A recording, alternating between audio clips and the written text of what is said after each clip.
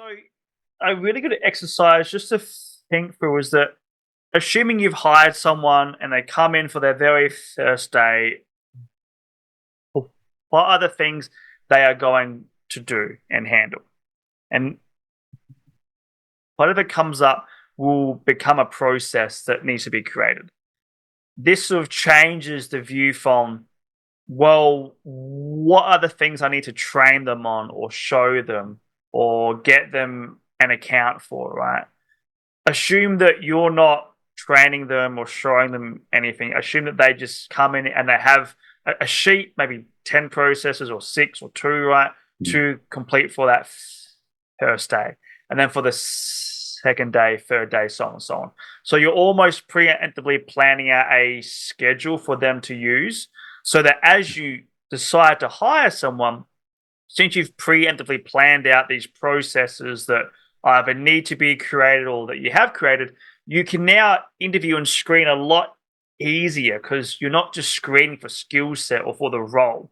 You're now screening for who can actually operate these processes or these tasks Yeah. instead, right? It's not so unclear. Like you've known the role you're hiring for. You know the skill sets you're hiring for.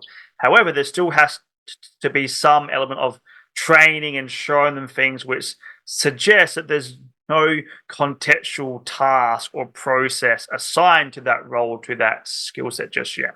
So if we kind of pre-plan what their schedule would be like for the first few days or the first few weeks, right? Or probably first 1 week would give you enough to kind of play around with. Then we can define what processes we need to create or what other things would be required to happen for that role to happen.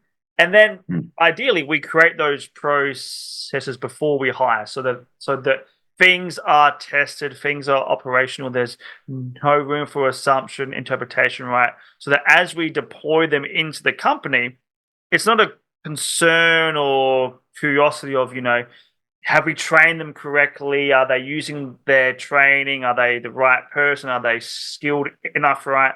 If we have that process proven, it makes dropping someone into that a very clear indicator of if that person was the correct hire. And usually, if you have the processes defined before you hire, it makes screening a lot easier because you know the thing you're screening against. Like these are the 22 processes I know that this person will have to operate, and you can kind of judge against that as opposed to like the general skill set of the task or the job, which could encompass, a magnitude of different unique tasks and duties. Mm. Brilliant. Does that Okay. answer your question? It really does. It Yeah. just basically sounds like I need to just get all these processes recorded and done. It's So, yeah, so there's two ways to go about that. The most secure is to build the processes before you hire. I mean, mm, that's something you'll hear us talk about a lot. The other alternative is that if you know the processes and you're in a hurry to hire, you can kind of outline them and you'll get the same upside when you go to hire and interview. But then you still have to create them before they come on board, right? Which is a bit rushed, and I don't suggest that. But if you mm. had to hire like this week, that would be something I could endorse. So. I'm